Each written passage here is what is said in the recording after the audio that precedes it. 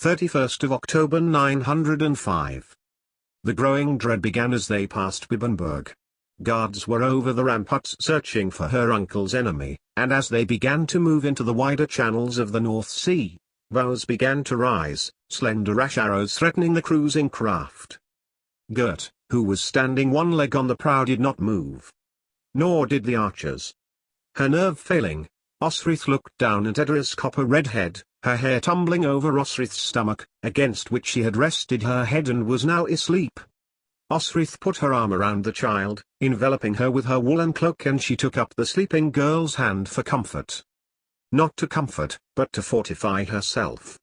For the dread of memory was playing on Osrith's mind, the reasons why she left and why she hoped to find Biccar somewhere other than Winchester.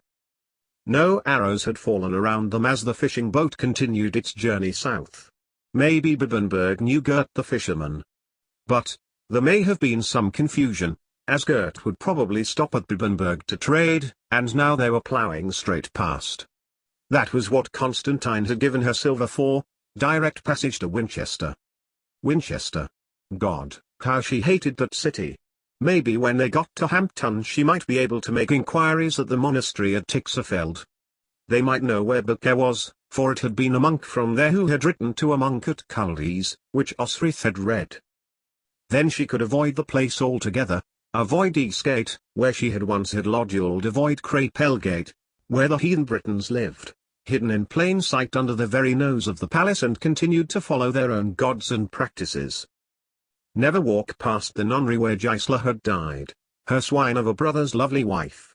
Even now the guilt of that day hung from Osrith's shoulders like heavy armor, and she fought the memories from her mind of her hand in her death. As a swell of wave buffeted the fishing craft, and the sky darkened, Osrith looked at the figure of Sainid, Domhnall's, now Constantine's, head of Dunnottar's household guard.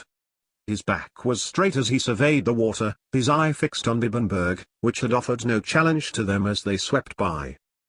His eyes were on the coast, however, and Osrith looked at his body, lithe and muscular, little changed from the man who had stood beside Constantine and gripped her shoulder on the day Osrith had rescued the now kind of Alba. Osrith knew he cared for her, he had so often made that clear. And she could have married him by now if she had had a mind to, and lived in safety and comfort. He felt safe, too.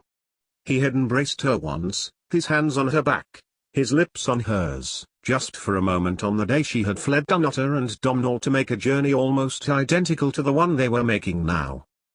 But, he was here with her doing his king's will, Osrith told herself, accompanying her, knowing that he was commanded to kill her if she tried to remain in Winchester and not return to him. Constantine was not happy with her leaving, her body still ached at his abuses.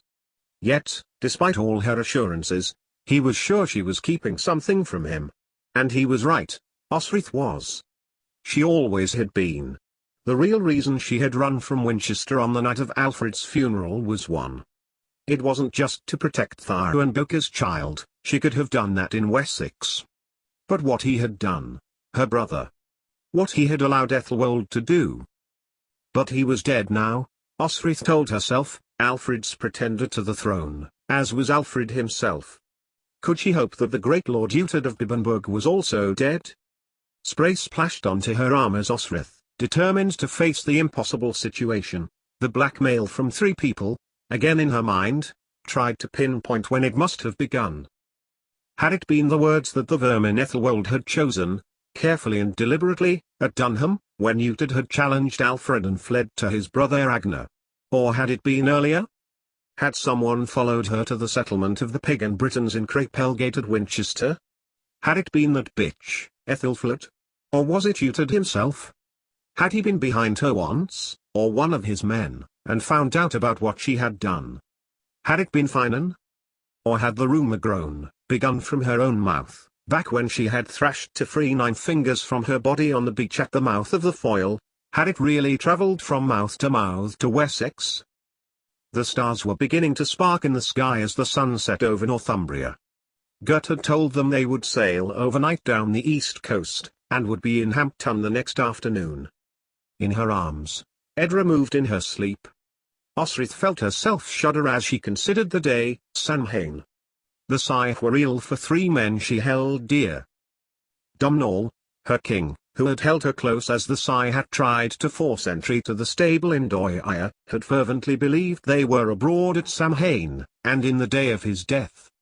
Before the siege, she had sworn marriage to Tagged, and had succumbed to her vow, and had been his wife for the rest of his life. To Finan they were in his mind. When he had fought in his sleep beside Osrith against his enslavement, he had sworn to the sigh he would avenge a man named Sverri. He would fight this man so vigorously. Osrith had learned to get up and wait for the dream to subside, rather than risk her lover's flailing fists and feet. To these men the sigh were as real as the word of God through Christ made flesh. Osrith had often thought, why couldn't there not he both? To Seed and to Patrick, to Comsil there was both. Osrith was not of the Irish Church, but she could see how both could be true. And, as rain began to drip around them and the clouds began to accumulate in hefty piles around them, Osrith could feel the sigh that Samhain night. 88,888,888. The documents proving the legal ownership of Bibbenberg usually resided in the monastery beside her estate in Glaswester. Why Ethelfled, Lady of the Mersons, had chosen to retrieve them that night, she was not entirely sure. But the strength of her brother was increasing, having now secured the lands Guthrum, Aethelstan, once owned in East Anglia, and was working his way north, and she knew that, one day, together, they would be pressing north. And it was the owner of this land who would be the key to the north. He would both influence Eothric and the Scots. The owner of Bibbenberg mattered. There was no mention of a cousin. Also called Uhtred, Elfric's son had left Northumbria with no word since. It was vital, Ethelfled knew, that the name of the person claiming the land was called Uhtred. Uhtred, son of Uhtred. Her Uhtred had once been called Osbert. His son, whom he had rejected, had been named Uhtred. Now, he called him Judas, the name of Uhtred being passed to Uhtred's younger son. The cousin Uhtred, Ethelfled considered, could easily be dealt with. Silver here, land there to those who heard of his whereabouts, which led to his capture and death. For, what would Elfric have to fight for then when he had no legacy? In the glimmering candlelight, Ethelfled caressed the script inked by the Lindisfarne monks so many years ago. She loved Uhtred of Bibbenberg before she had even met him, loved the idea of a brave man, disinherited, come to find men to get back his land. Ethelfled had been 6 when she had seen him, the tall, long-haired Dane as he was thought to be, swathed in fur. She loved him then, even though she hard hid from him behind her father's throne as he strode into Winchester's hall as if he owned it. What would she not do for him now, as he fought for her, the idea of reclaiming his homeland smouldering in his heart. Their armies would get there in time, hers and Edward's, and Uhtred would have all their men, should he need them, to take back what was his. As Ethel had made to roll up the parchment and wrap the leather lace around it, her eye was drawn to something which she was sure she had never seen before. Pulling the document flat, and sweeping her hair defiantly out of the way, she scanned across with her eye. There, in a hand different to that of the original scribe, in a hand which had cramped the letters to one side next to Uhtred, son of Uhtred, were more. A name. Daughter of Uhtred. Ethelfled, her arms shaking as she sought more light, thrust the paper near a large cheap tallow one, whose light glowed brighter. Edra, daughter of Uhtred and Jaitha of Cumbraland, of Urien's line. Ethelfled read it again, and once more, before looking for any more mention of Edra. But there were none. Edra, Ethelfled mused, as she took the document with her, rather than returning it to the monastery, instead, thrusting it into her saddle-bag. So, Uhtred had a sister. Did she know her? Had they met? Bicca had been the last person to possess these documents. Edra, Uhtred's daughter, Ethelfled mused. Who are you? 88,888,888. Osrith was strangely sad to leave Gert's fishing boat on the afternoon of All Saints' Day. Sainid had taken the sleeping Edra, and suggested Osrith should sleep. When she had awoken, the rain petered out, and a brighter day had dawned. She watched Constantine's warrior as she opened her eyes and realized at once that they were odd look, to someone observing them, like a family, husband, wife and child together. it would probably afford her more protection than traveling alone, and once again, Osrith felt the familiar rush of softness towards the man, who had only ever treated her with kindness and respect. "Are you afraid?" Sainid asked, when they had fed Edru and found a room in a monastery at Rumsey, on the road towards Winchester. He took up Osrith's hand, a strangely gentle gesture, waiting patiently for her to answer. Osrith looked down to his hands, as she had answered, yes. She had seen those hands finish 3 men in as many seconds, equal only to Alfred's household guard, Steeper.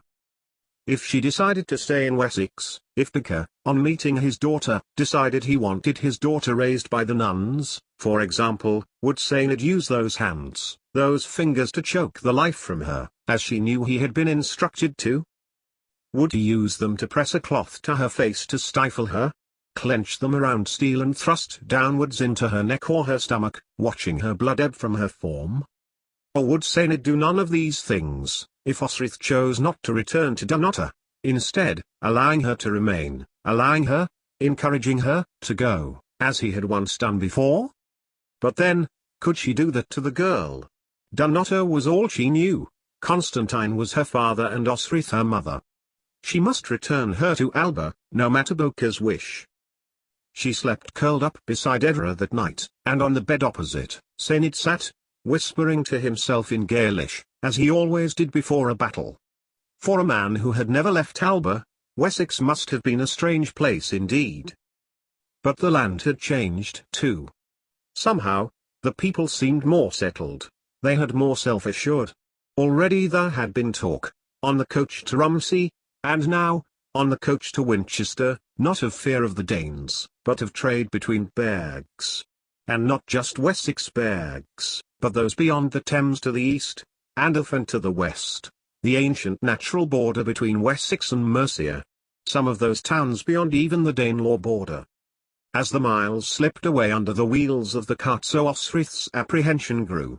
When they got to the southern gate of the city, the chalk hills rising behind it, she wanted nothing more than to run all the way back to Hampton and give the rest of her silver to anyone who would take them to Alba.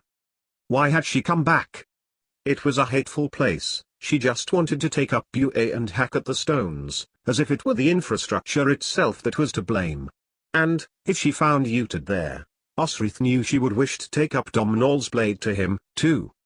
But, then, she wouldn't, for Finan, loyal, oath-bonded Finan, Uhtred's oldest friend, would stand between them. She could never fight Finan and mean it, and he knew it, too. That's if both of them were still alive. The monastery is beyond the palace walls, she told Sainid in Gaelish.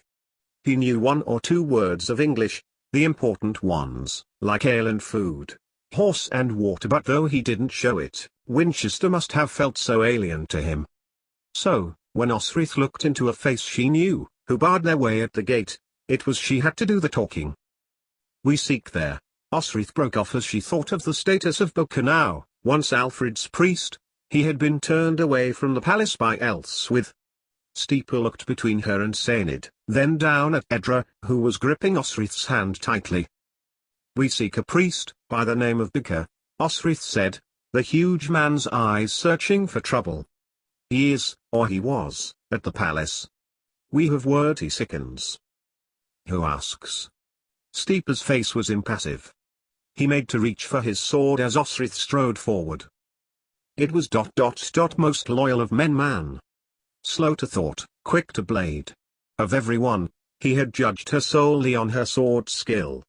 She had had the job of guarding the Atheling Edward and, to him, that was that.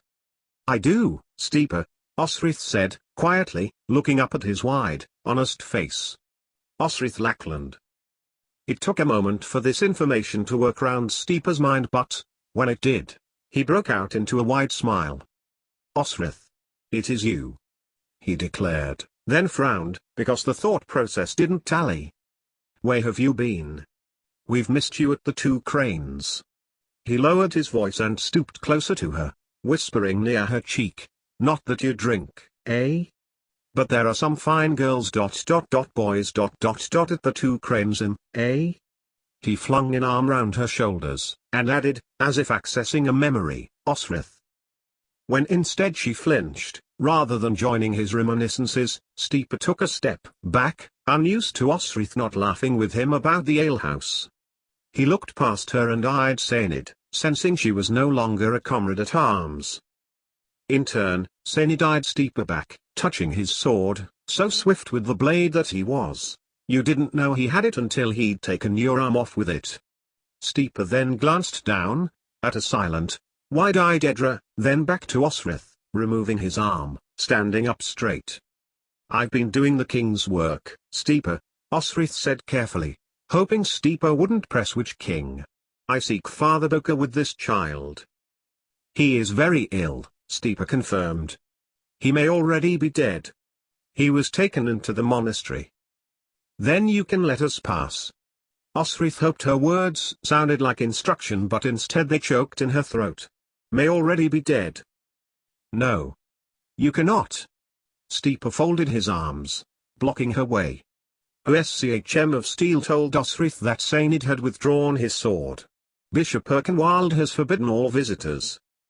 Then, I would see the king. Osrith's words rang out, defiantly. I be allowed to take this child to Father Bokeh but Steeper was no longer listening to Osrith. He had drawn out his blade and was holding it towards Saenid. Osrith took Edra's hand, hoping this would subdue a scream, for the child looked very frightened. No! Shouted Osrith as the two warriors stood offensively. Steeper. Osrith turned to Saenid, Shartoil Umsio. And repeat, to Steeper, I do not like this. Saenid glanced down to Osrith, and smiled the confident smile of the experienced, wily fighter that he was. And moved. Osrith pulled Edra back, horrified. The head of the king's household guard lunged, but his target was no longer there. Indeed, Saenid was now behind Steeper, who had vouched for and defended Osrith more times than she could count. Edra screamed, and hit her head against Osrith's leg, clinging to her. Osrith put her arms around her, shouting for them to stop, her words lost in the din of clattering ironware. Osrith felt for but thought better of it. Just get to Bokeh, then get home. I will take you. Around them, a small crowd was gathering, and out of it, in grey linen a figure stood. She looked bigger than her frame, and seemed to appear like a spirit amongst them. Osrith had no words, but the magic that Abbess Hild brought with her presence was enough to still both men's blades. I will take you, Abbess Hild repeated, arms outstretched, between the two warriors. They fell back, Steeper to the gate, Saenid next to Osrith. Her tone was softer, and she looked at Osrith, intrigued, then held out a parchment. Your king, of Alba, had the foresight to send a message to King Edward that you would be arriving, she added. Of course, thought Osrith. Of course he would write to Edward. Constantine, with Domhnall, using the model of the Uineal's kingdom in Ireland, had achieved what Ethelfled and Edward had yet to achieve, a united land. It would be just like Constantine to use her visit to remind Edward of this. They followed Hild, past Steeper, who was still mutually sizing up Saenid, up the high street and to the town's cross, where, in the mid-afternoon's light many citizens were kneeling. Hild said little, but led them past Hall Gate, skirting the eastern wall of Palace, a place Osrith knew well, having leapt over it many times. What was it that her shit of a brother was fond of saying, Wid bid full arad? Fate is inexorable? So fate had brought her back to Winchester. But it was not the same place she had left, and the bitter memories of the time when Alfred died, up to when she left, were diminishing as the sights she remembered were getting replaced in her visual memory with new ones. This was a new time, and her purpose at the capital city of Wessex was, though directly connected through Edra, far different from Dot when they had both left. He also liked to say that reputation was all. Osrith's reputation would hang under the cloud of her warriorship, of being Edward's whore, of the ghost of a rumour of witchcraft, which had, she reckoned, followed her right from Doia, where Osrith herself had said begun it, trying all she had to defer 9 fingers. The monastery was even more lavish than when Osrith remembered. 2 new sections had been added, and a 3rd was under construction. She glanced at the rooms built off the kitchens as Saenid guarded their wake. This was the last place she had seen the abbess, the infirmary, when she was beyond despair, as Gisela, on her feet, screaming with pain at the difficulty of the birth, had called for Osrith to fetch help. Now, long shadows fixed the place in her mind. She knew what Hild meant, though the holy woman would not openly say it. Nothing the nuns had done could help the baby in breach, his little feet appearing at times, but would disappear and would not turn. Did Hild recognize Osrith now? Constantine had written, or at least, Mary might have, or a priest or monk on his behalf. Constantine resisted writing whenever he could, so Hild would know she was Osrith. She kept her hair short now, short since the day she had given up on Winchester, her hair that Finan had so admired discarded on the lodging floor, Uhted's silver sewn into her clothes. What she had not banked on was the scream from Boca and Thyra's home that afternoon, nor the fire, her rescue of Boca's wife and Thyra giving birth in Allah's house. And now she was here, with her theft, Edra. What would Boca say when he discovered the truth? Would he anger, or understand? At the threshold of the oak-framed hall doorway, the abbess paused, looking at Sainid. "No weapons," she said. Sainid, who, of course, did not understand, remained unmoved. "You may not bring weapons into this house," Hild declared again. "No warriors." "No warriors?" Osrith repeated tersely, having neglected to translate for Sainid. And so he remained armed. She made a show of turning. "Then I go all the way back to Alba." She looked at Sainid, and then down at Edra. "We have had a wasted journey, nigh in a lane," she half whispered. At the Gaelish words for lovely girl, Sainid also looked at Edra, who had turned with Osrith. But then she stopped at Hild's protests. "No, no." The abbess protested, raising her hands, in protest. "Sainid is with me, Sainid stays by my side, or this child will not see her father. And please tell me that godforsaken Shaitas Uhtred is not lurking around as he used to." "Uhtred?"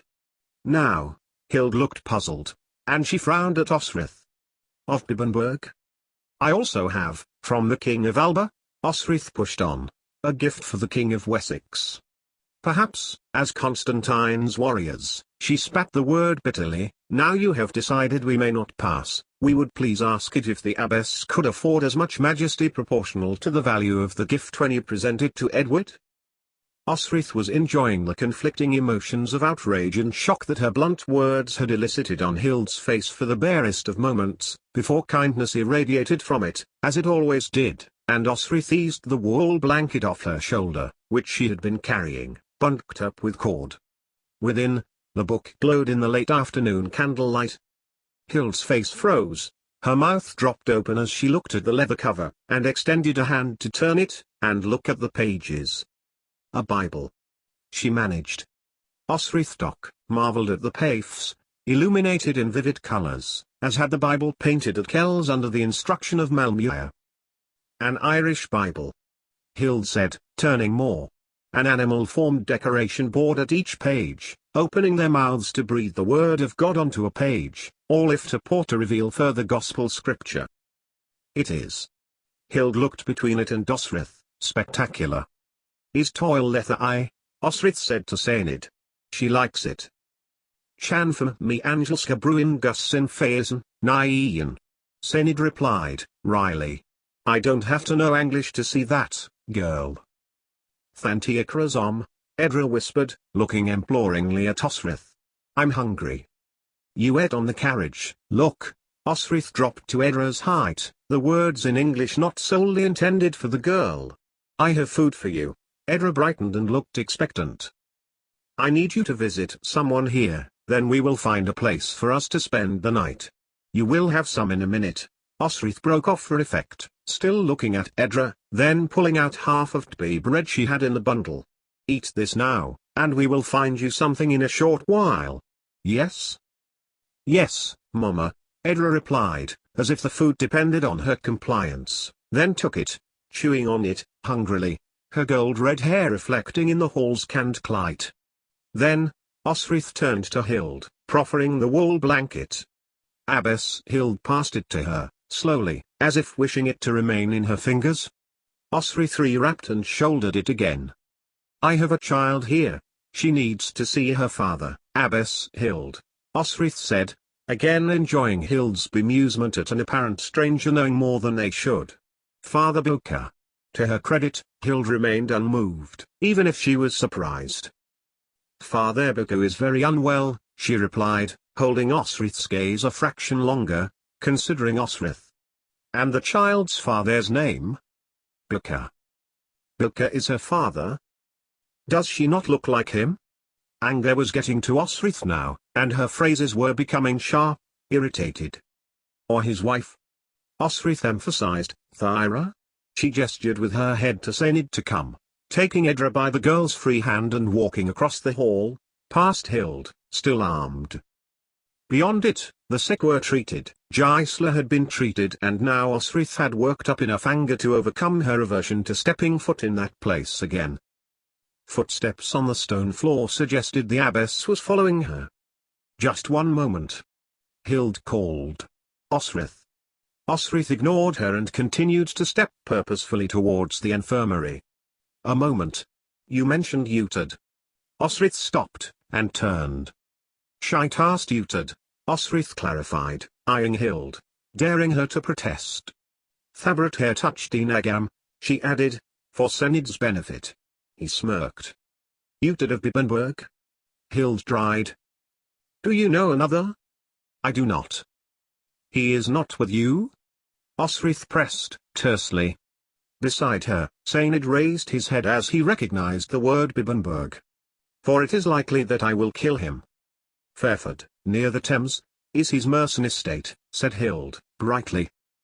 Osrith felt the sigh leave her body, in utter relief. She imagined, for a second, his men with him, sitting with him, fine and close. She dashed Finan's face from her mind. Were he here, Guthred would have demanded to know why she had a child with her that she claimed to be Boka. If Osrith let him, for her festering rage was being pricked merely being in Wessex's capital. Forgive me, before you see Boka, may I know your name? Hild could see she was defeated. You do not know me? I do not. The letter merely mentioned King Constantine's loyal servant. Osrith looked around the hall, a gesture conveying her belligerence, hiding her fear. This is impressive, Abbess Hild. Donations, I presume, now the Danes have ceased raiding? Wessex wealthier? By Hild's expression, Osrith was right. Not like I remember, this too much. She glanced around at the fittings, wall hangings of rich wool, the polished oak table and lintels, also of oak. You have done a great deal in 6 years. She continued by appraising the tapestry mat rugs by the altar, the candle holders, the higher quality habits of the nuns bustling through laying the long oak table in the hall with tin plates and cups. I do know you. Hild said, suddenly. She had got there, Osrith realized, and gave the abbess no opportunity to say. I fled, on the day of Alfred's funeral, Abbess Hild, I went home. Thamialba, she added, for Senid's benefit. The day that, Osrith hesitated, but managed, Ethelwold sent a man to aggravate Thyra, to set their house alight. Hild's mouth fell open for a second time. That cannot be. Hild's composure returned and she carefully offered the presumed alternative, the accepted story. Thyra, God preserve her soul, perished in that fire. No. Osrith's voice was loud, and it echoed through the hall. No, she did not. She dropped Edra's hand and stalked stiffly towards Hild, her voice low, menacing. I followed, I fought the man, I took Thyra to the heath, to Allah. She was delivered of a child. Osrith turned away, teeth clenched. It was as much as she could stand. Instead, she glared into the darkening annex, the late autumn night was falling. Silence hung around them as metal on oak clinked far there away. As Osrith made to take up Edra's hand, Hild bent her knees, crouching to look at the child, reaching up a hand to touch Edra's golden red hair. Then looked slowly up, belief written in her face. I will claim sanctuary, Osrith thought, if we are hindered. Then, I will fight, if I must. I will not remain here to hang as a pagan or a witch. Edra, who will know her father tonight? Then we'll return with me to Constantine tomorrow. Saynid will. What would Saynid do? As her mind reformulated a plan, Hild rose and trod towards the infirmary. Come, bring the child. Bilkum may see his daughter yet. They followed, but Hild stopped, suddenly, hand on the doorknob. She had stopped struggling with the something she wanted to remember. Osrith. Osrith confirmed, helpfully. Osrith of Alba? Hild tested. Osrith of Alba? She nodded. Osrith of Bibbenberg.